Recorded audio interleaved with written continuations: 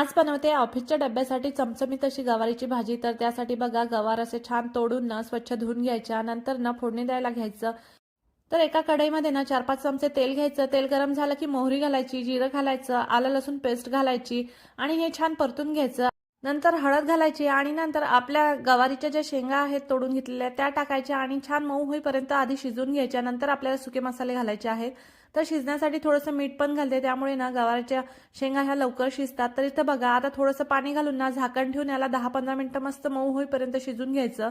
इथं बघा आता शिजल्या का बघूया, अशा चमच्यामध्ये घ्यायचं, दाबून बघायचं।